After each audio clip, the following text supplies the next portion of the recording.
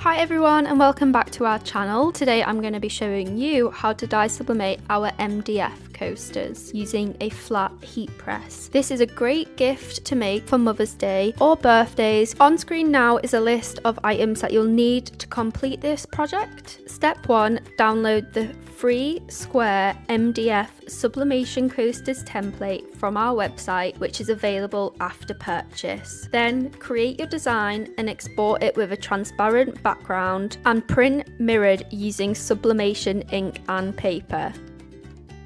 Step 2. Preheat the press to 160 degrees for 110 seconds with a light pressure. We're doing 30 kg. Step 3. Lint roll the coasters to remove any dust or fibres. Step 4. Cut out your designs and then align the coasters on top and secure tightly with heat resistant tape.